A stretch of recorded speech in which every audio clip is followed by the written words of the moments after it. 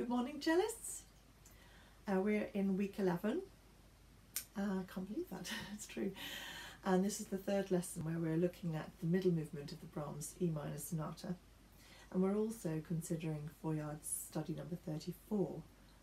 But let's begin with our technical warm-ups. Now I've got 3 ideas for you today. The first is a very straightforward F-sharp harmonic minor scale. So just really standardly, and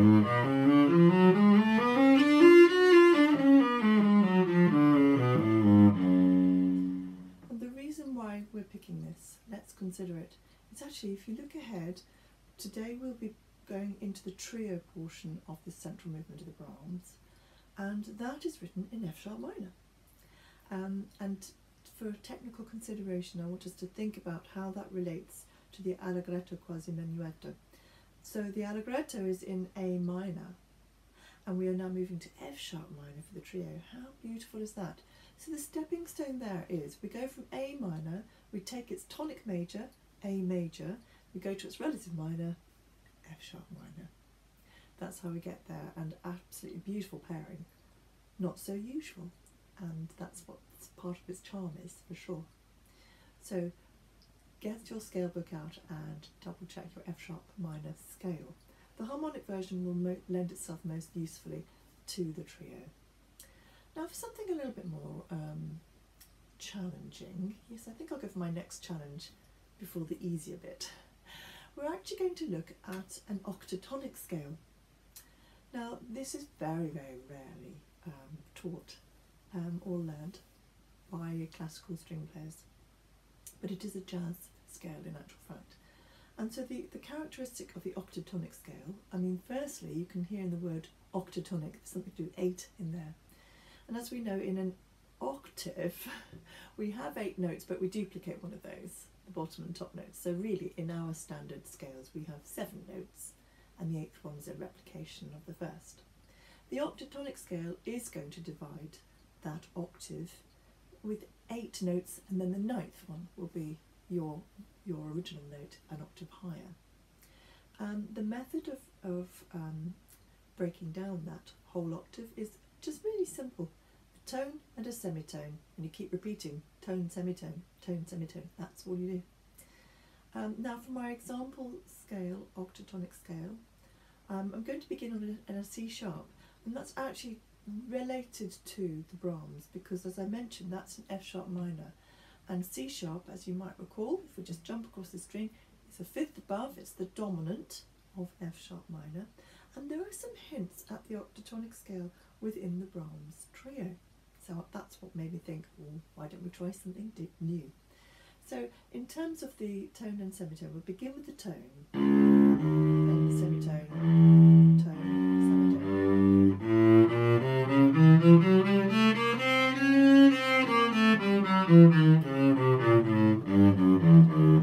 Trying to decide which finger I was going to come home on. It's got quite a kind of like mysterious sound to it, I think. And so that you don't have to wonder what on earth these notes are, obviously I've got a little sheet that I've prepared so that you can take a freeze frame of this moment in the video, just beginning on a 1. I mean, the kind of classic shape to it, if you see the 1-1 idea in the middle there, is that pretty much any octotonic, if you take that 1-1 shape, it does help with finding the notes, you know, and then it becomes a pattern. We're always looking for patterns, of course, to try and minimise the amount of thinking and get good fluency. So that's something very new, I suspect, to majority of viewers. Give it a go. You know, it's always really important to press our boundaries, try something different. Now coming back to more familiar territory, our final technical is just a chromatic scale starting on an F sharp. This is partly because the trio movement is very chromatic. If those of you have either studied it before or you know it very well to listen to, so I thought it's a good idea to get the chromatic out of your book there. And of course you can just standardly do an octave to a bow.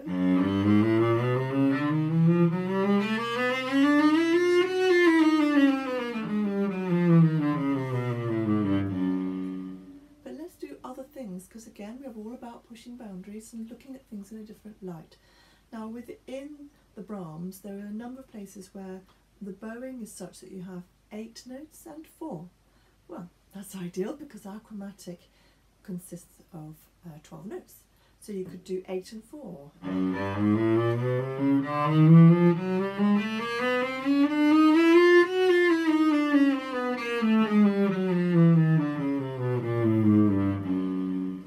And that way you're practicing fluency in something that is very automatic to us, of doing 8 and 4. As you can see there, the bow speed will be a bit quicker on the up bow 4 notes, but we don't want it to sound heavier or much louder either. We're just trying to keep it sounding pretty straight in terms of the dynamic shaping there. So there are your 3 technicals, which are very much preparatory to the Brahms. That's the focus today rather than anything in the study. Now moving on to the study, as you know, we're looking at a complete study with different bow articulations and how we break down clarity of preparation in order to create a good, clean and even spiccato or sautille for this study. And yesterday we were breaking it down with you, that sort of thing, and then finally you could put it together. So that we were practicing effectively by doing also dotted rhythms. We were looking at how you could concentrate your ear on the upper movement or the lower movement, being nice and nippy as per your double stops. Now today we're actually, if you've got the study book in front of you, we're looking at variation number 3. So rather than this way round, we're going to begin on the D string.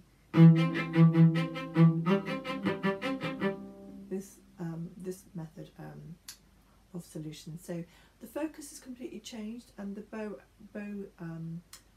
balance is actually changed, and of course we're actually looking more at an anti-clockwise or counterclockwise motion in the arm. As we're always doing a sample from the beginning, maybe we should try a sample from further down. So we'll maybe take from bar 6.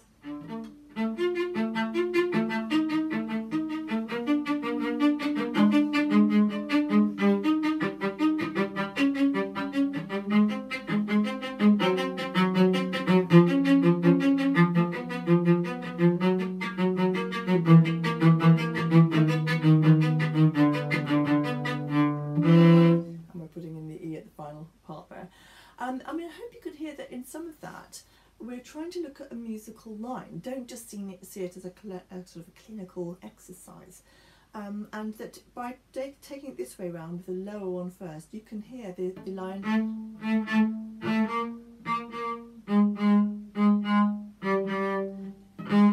That we're definitely hearing, seeing one thing and playing the other. It's a little bit bizarre. That we can hear the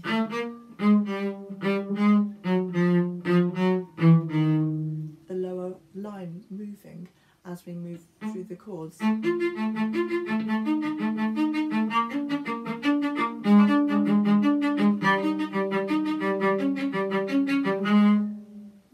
Especially at the changing points, you can hear the immediacy of that. So that's what I would like you to try out. Try out variation 3, which is very similar to the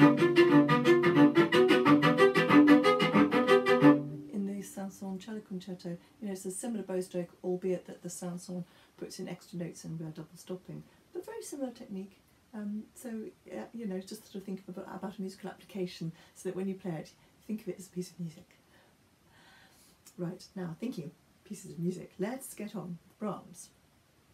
So we stopped yesterday just at the point where the recap is occurring, and I think I might have got the wrong bow number in my my titling on the YouTube page, but we're actually at bar 59 now, and at this recap, I mean, usually when there's a recap there's a change. You know, you've been through something of a, you know, we've had a middle section there. I don't know if you could really call it a development. It's looking at a sort of second idea of material. And when things come back, they come back with something new. And this time the piano part is different. So from the cellist's point of view, you just think, oh yeah, sure. You know, it's come back the same as before. But in the piano part, I'm just trying to gauge where I can find it there. That's right. So there are perpetual falling quavers this time in the piano part.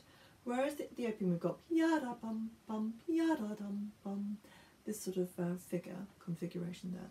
That this time we've got yada dee da da da, yada da da da da. There's a whole waterfall effect going on with perpetual quavers falling down. So we must be absolutely sure to fit ours precisely together with the left hand piano quavers at the second half of the bar each time that we have those quavers. I mean, obviously it's always important that everything fits together, but at the opening that little note's by yourself, but this time it won't be, so the placement will be extremely important. Now with that regard, you may possibly consider that you decide that perhaps you want complete control, and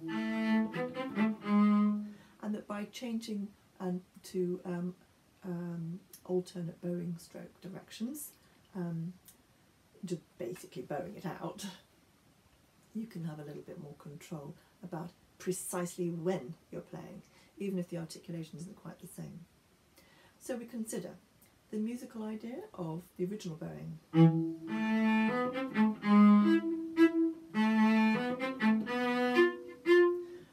which is fine, and I think you can follow it through here even with the next phrase.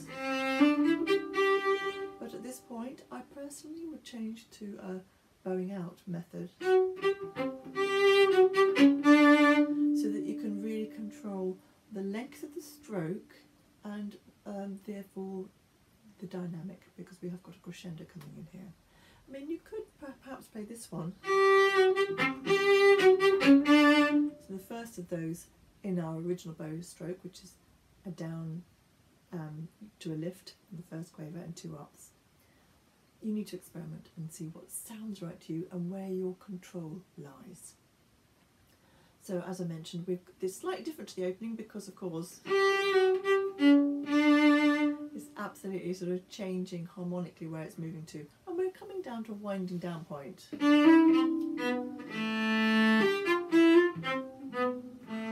Now, just thinking about the solutions there, some editions suggest the open string, which is fine. Be careful, during that minim we're trying to get a crescendo. I don't think you want to spend too much bow, or you won't have the real precision and clarity on that crescendo.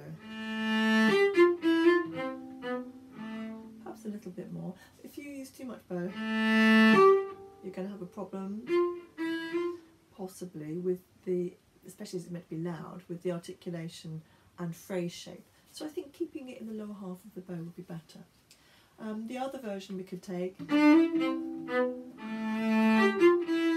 where you've moved to the D string, we're coming to a warmer, more sort of subdued tonal quality, I suppose, and that by playing here you've got a much shorter string, and that can make it a little bit easier to use less bow and get the crescendo that you might like during that minim. The only way it'll really make sense of, remember, is to be quiet long enough that the listener can hear you're quiet before you do your crescendo. So you can just delay it a little bit.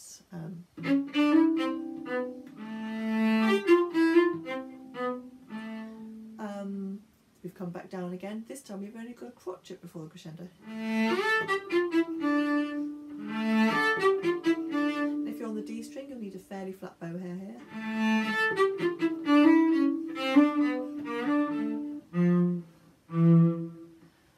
So we're absolutely winding down, maybe a little bit like a wind-up toy or something like that. It's sort of gradually slowing down to a standstill. So as you might have seen in there, there's a change of colour as we move across the string.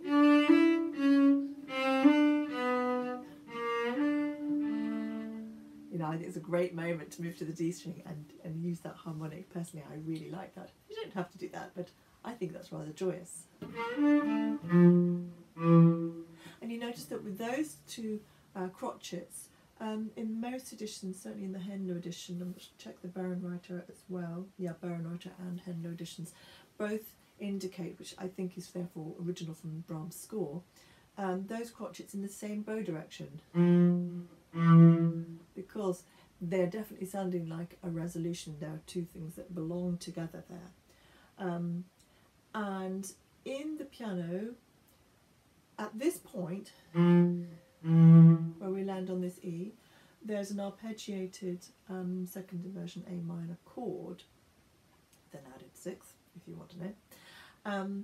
That's written with an arpeggiation in the piano part, and consequently, the pizzicato chords that follow, which are also with arpeggiated piano chords, are best like this, the arpeggiation version, the harp version. And then the final two notes, the piano is there are no arpeggiations, you know, simpler notes, and there aren't enough to be doing that, and it's not indicated, so therefore we will play simultaneously. Which, if you saw my pizzicato lesson in last week's technicals on the Thursday, you'll know that we covered that idea for the musical viewpoint, and it certainly is in keeping with Brahms' indications in the score, as well as musically very, very convincing. And then we move into the trio. So today's lesson, I specifically have chosen it to bridge over from the menuet into the trio, because it could be all too easy just to sort of see them as sort of separate entities, but of course they're not. You know, they're joined together, and we move straight from one into the other. And the piano begins, and this is a fantastic effect, as you'll know when you've heard it, and certainly if you've played it with a pianist. It's almost like a balalaika or something like that, with this sort of like diddly diddly, you know, sort of not so much an echo effect, because balalaikas aren't very resonant necessarily, but they've got two strings tuned the same and one differently, and there's definitely this sense that you could sort of pluck dadalam badalam, you know, like this, and that sort of sound is almost like an echoey effect, da-da-dum, ba-da-dum. And it can feel a bit complicated to play our simple line with that, but that is the charm of this trio. And then it's full of these little tiny echoes, so that at the beginning not only have the micro echo, ba-da-lum, ba-da-lum, but he then actually answers himself, biddling, biddling, and then we begin, ya-da-dee-ya-da-da-da-da-dum, and off we go. So being aware of the score is really important about the character, and we are playing along with the right hand of the piano, but they have these little occasional octave leap. Is it octave? Yeah, it becomes octave. It's falling seventh and rising eighth.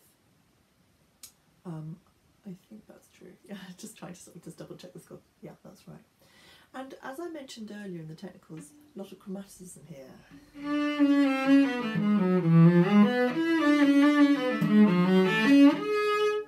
So get your good chromatic fingers. Obviously you've got little fingers involved in this solution as well. Once we've rised to the top here, now this little spot, which may, out of context for the cellist, look like it could potentially be boring, please, it's definitely not boring. So although you've got a repetitive set of notes, you do need to understand what the thrill of the structure is at this point. And at this point, moving into bar, it's tiny print, 81, 2, 3, into 83, that we've actually got a hemiola going on in the score. So what does that mean? Okay, so in these two bars, which is 83 and 84, you have 6 quavers, and we're in 3 time, and standardly that's going to be 3 beats divided into 2. But for 2 bars, Brahms changes that to sound like 3 minim beats divided into 4. And hence the hemiola idea. Or you could see it as, in the 2 bars, 3 bars of 2 beats each. One way or another, he's crossing over that bar line so that it no longer necessarily sounds like the strong beat. Now, there's a catch in this, so that's what's happening in the left hand of the piano, that they've got 4 quavers moving like this through that ya-da-da-dee-dee-da-da-da-dee-da-da-da against our beats. Now we are with the right hand of the piano, and the best way for you to imagine this, we won't necessarily bow it like this, is in 4s, starting on the upbeat in the previous bar.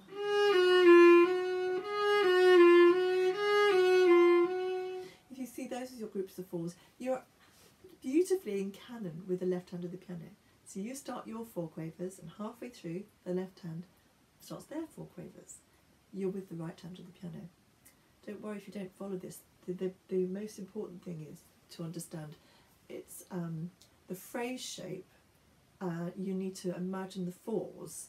You know, when we were thinking earlier about chromatic scale, we're doing 8 and 4. You know, you've got to be thinking in different ways. It's not actually just 8 notes. But we are definitely thinking, and it's not 2 and 6, which you might think if you were thinking in 3. 3, 1, 2, 3, 1. Definitely not right. So what I'm trying to get to is to say that the flow is important, but also equally in your mind to sort of see this as groups of 4 quavers belonging together, not 6, not 8. I definitely prefer the printed bowing of 8 of these notes though. Now I think at the very last, ya-da-da, becomes an upbeat into the strength as we arrive at 85.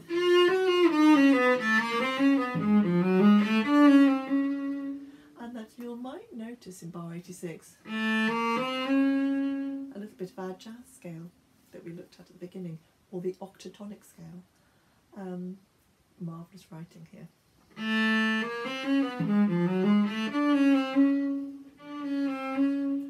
Now as we've risen to the top, which is really just an ornament around a C sharp, kind of willing its way to the key notes, is the dominant C sharp of course, and it's sort of you feel that it wants to move to the F sharp.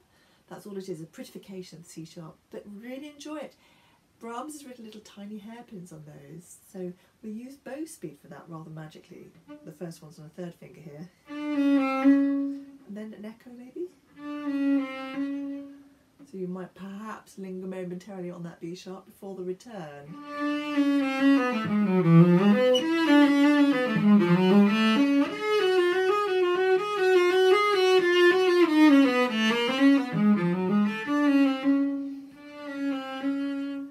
Tiny little hiccup occurred in there somewhere, I think. But it gives you the idea. We're looking at flow, as if you're going up and down. You know, maybe you sort of imagine on a bicycle having an easy ride. You go up the hill and then whoosh back down. You know, we've got to get some freedom and flow. Now, obviously, I'm not talking about how you solve the notes here. And if this is unfamiliar to you, you will need to spend quite a bit of time working out exactly where your tones and semitones are and being really, really careful with those, because there's some magic things happening. If, for example, I give you one example, a bar 80, which is the 2nd full bar of this trio for you. Now, within there, in terms of a cellist thinking of the geography, you'll probably quite helpfully be thinking of an E major arpeggio, because there's some bones of that in here. It's not the harmony. At this point, it's C sharp major with the 7th in it. But you notice there are some E naturals, that's right. But underneath there are E sharps. We've got 1 E sharp in this bar. And in the piano part, let me just double check on that. Yeah, in the piano part, it's all C sharp major with added 7th. So, for example, at the very last 2 quavers in the bar, we have an E natural against the piano's left hand as a D. Then we have a D. They have an E sharp. You know, there's a lot of kind of, well, potential confusion. It's really just chromaticisms. But what I'm trying to sort of suggest to you is that things are not as simple as they might look on your cello part, and it'd be a very good idea to listen to your favourite recording with the piano score so that you can see everything that's going on. Even if you don't have the skill set to know what those chords are, you can start to perceive why it's got this sort of almost mysterious kind of quality to it, a little bit unsure of itself in a way, because the chromaticisms are trying to throw you off the scent, as it were. I mean, they don't, they just colour it fantastically. Anyway, I hope this helps with at least the idea. This is going to be great fun, absolutely great fun. It's the most beautiful piece. The trio is lovely. Get over the chromaticisms, try out your chromatics, try out your octotonic scale, and at the very least, F sharp minor. See you tomorrow for the final part.